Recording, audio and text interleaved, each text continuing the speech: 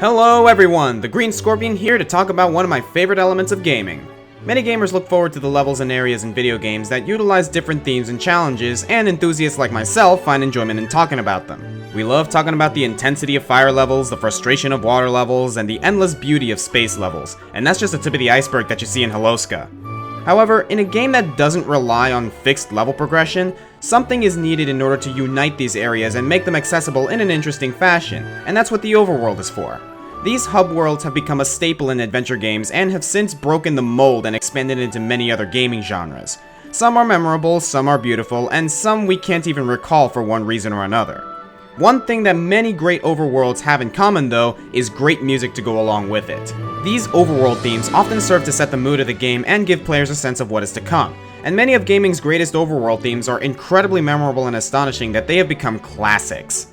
For this countdown, I'll be judging these themes on overall musical quality and how well it fits the overworld itself and the mood it represents. You'll most likely be seeing a few well-known pieces in this video as well as a handful of unexpected gems. So let's not waste any more time. This is the top 10 greatest video game overworld themes. Let's get started.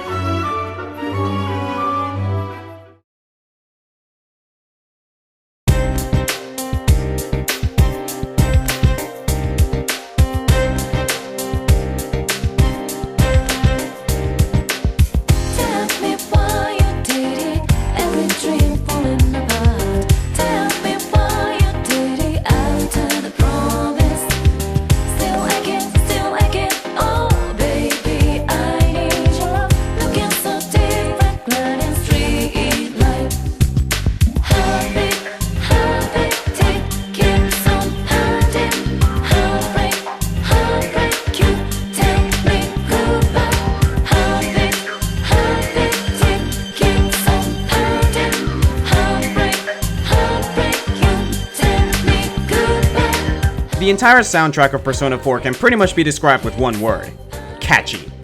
This song is no different, and while there are other overworld themes I could have chosen from this game, I chose Heartbeat Heartbreak because I think it's the most well composed and, frankly, the most entertaining.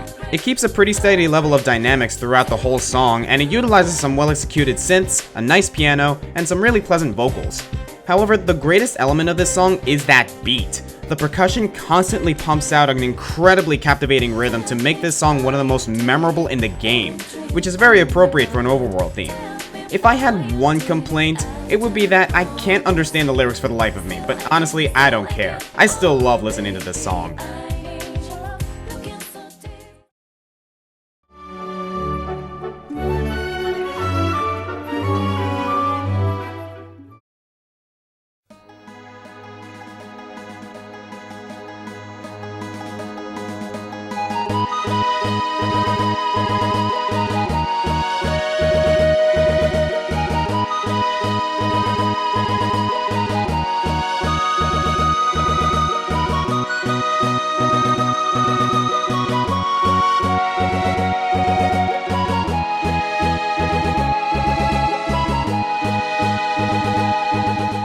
I'm pretty sure many of you consider me a Final Fantasy VI fanboy by now, considering how often I use it in my videos, but I don't care because this theme is awesome.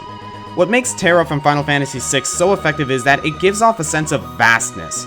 When you're in the overworld of the game, you can tell that the world itself is huge, and this song gives off that vibe with some very beautiful strings, horns, and a lovely flute. This is one of those themes that becomes effective through its simplicity.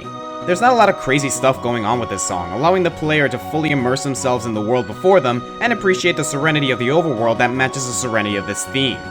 I could have chosen any other Final Fantasy theme, but in my opinion, this one leaves the greatest impression.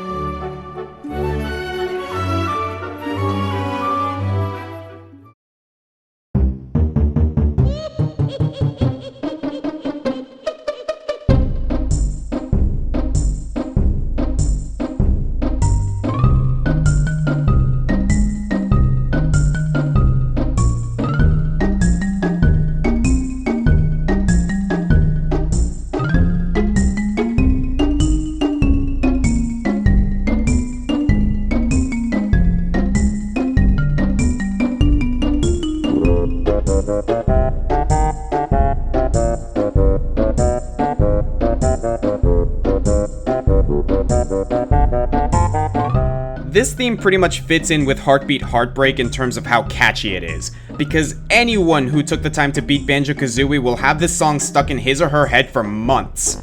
However, why is that? Well, this song revels in the fact that the main melody is rather short, so it repeats itself constantly. Normally this would cause a song to get old very quickly, but the theme for Gruntilda's Lair chooses a tune that is almost impossible not to like. Additionally, the song is constantly changing its instruments to fit with the area that Banjo is currently in, making this an example of adaptive music. Yeah, you guys remember that? Honestly, there's not much else I can say about this theme. It's a simple, catchy, and just downright classic piece that brings a wave of nostalgia to gamers who remember those beloved N64 days.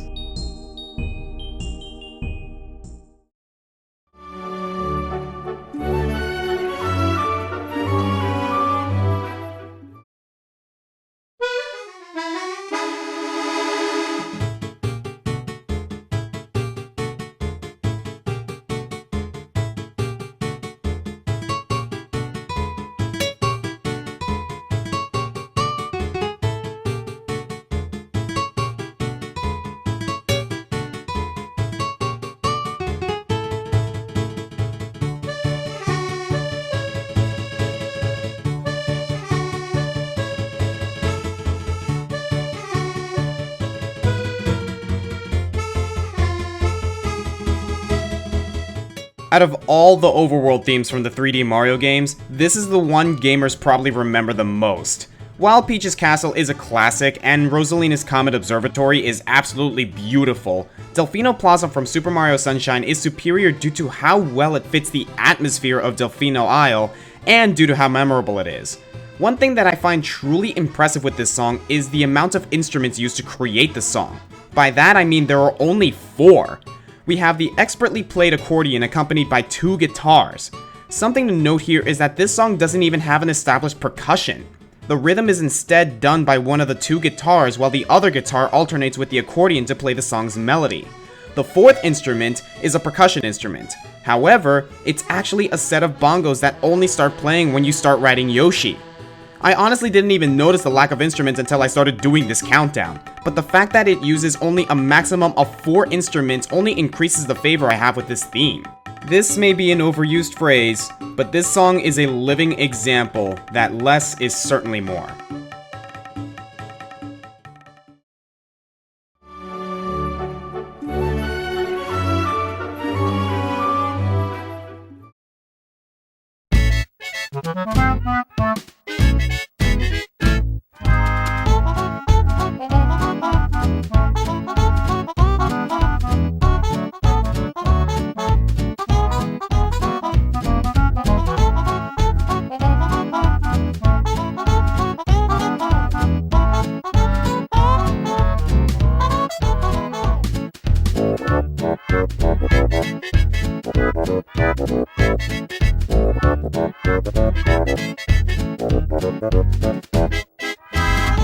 People may call me blasphemous for this next bit, but in my opinion, everything that Gruntilda's Lair does well, I think Windy & Co. does even better.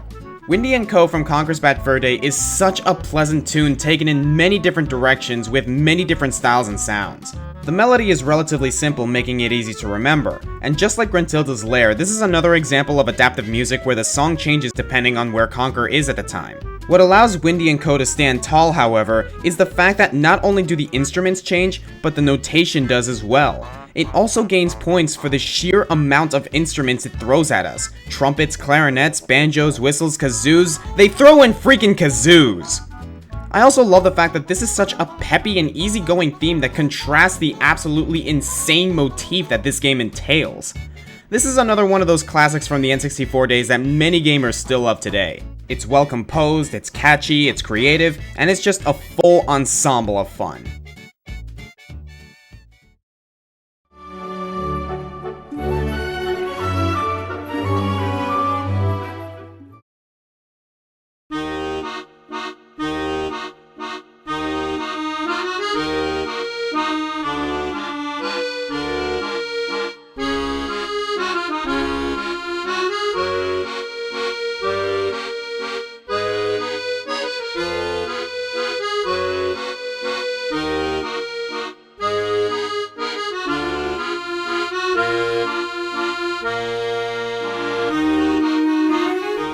Professor Layton and the Unwound Future is considered by many to be the most emotional entry in the series, and the Overworld certainly expresses this. The scenery of the futuristic London is very monochrome and rather bleak, and what better way to complement this than with this piece titled More London Streets. This theme stays rather consistent throughout, utilizing an accordion, clarinets, and some very soothing yet somber violins. It also seems to follow a pattern, switching the melody between the gloomy accordion and the somewhat hope-inducing strings. Truthfully, this theme isn't really better than some of the previously mentioned themes in terms of its musical quality, but what puts it higher is how well it fits the theme of not just the overworld, but also the whole game itself. Anyone who has played this game will remember this song, and it's a very good reminder of the most emotionally charged and awe-inspiring adventure that our good Professor Layton has ever been a part of.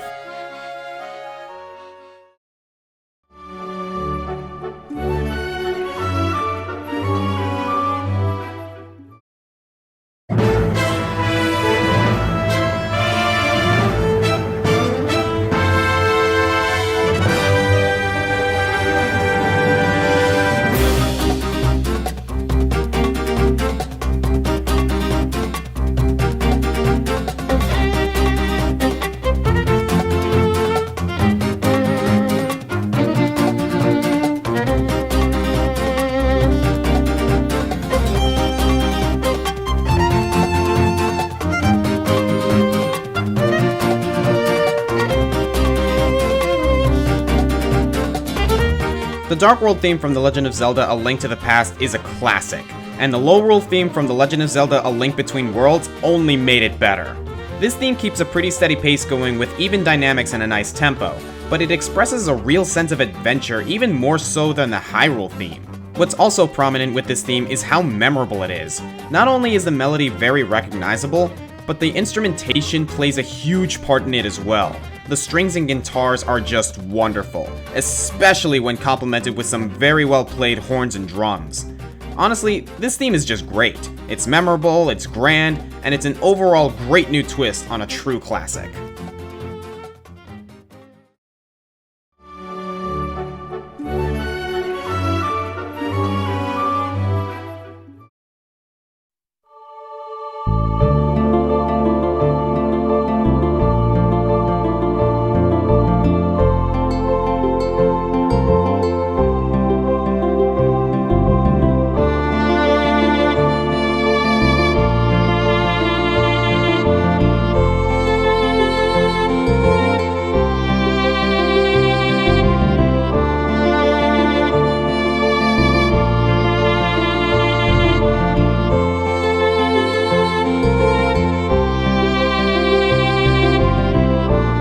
The title itself already gives you a pretty good idea of what this song is going to be like. This theme is just lovely. The choral ambience on the bass line is just mesmerizing, complemented greatly by a truly soothing harp. The oboe playing the melody alongside a violin is also a wonder to listen to. I also love the dynamics in this piece.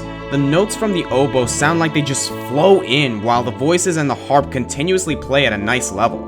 Chrono Cross in and of itself is a pretty emotion-filled adventure, and this piece truly complements that along with the rest of the soundtrack. Truth be told, there are a couple of other overworld themes in this game that could have made it onto this countdown, but On the Beach of Dreams I feel deserves it just a bit more.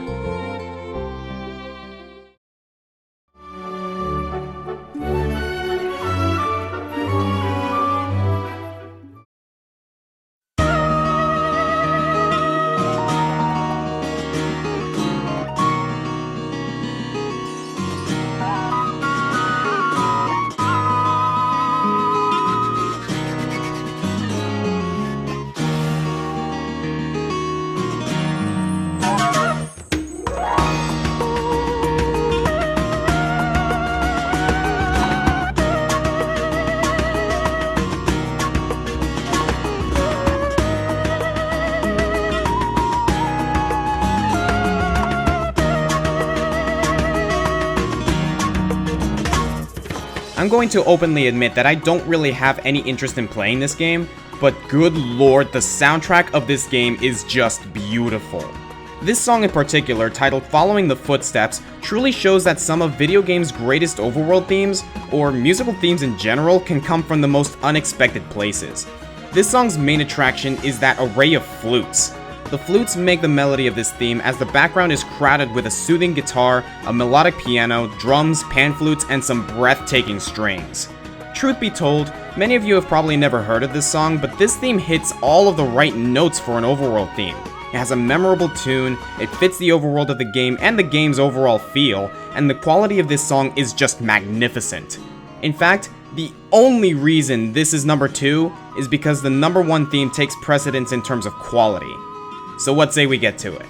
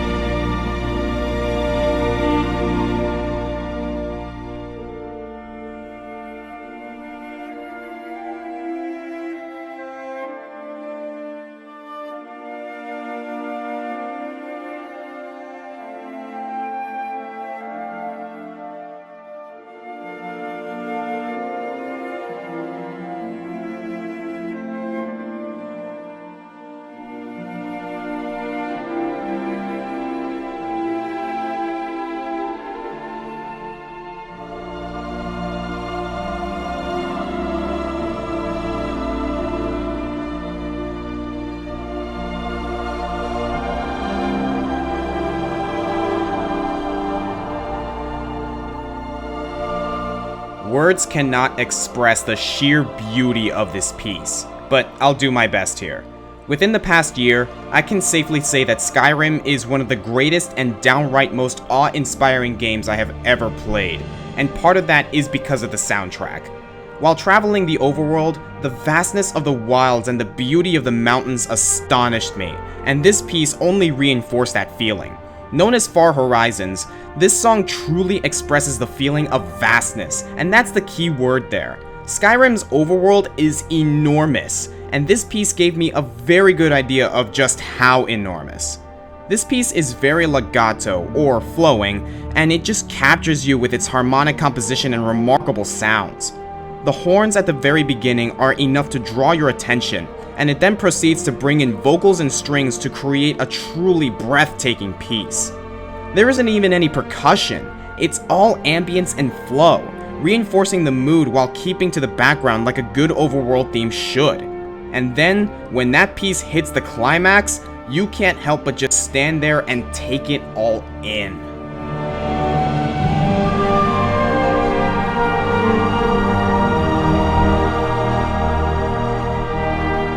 I am the Green Scorpion. And in the past year, Skyrim is by far one of the most beautiful games I have ever played. And to support that opinion, I'm happy to announce Far Horizons as the #1 greatest overworld theme in gaming history. Thanks for watching everyone, and I'll see you next time.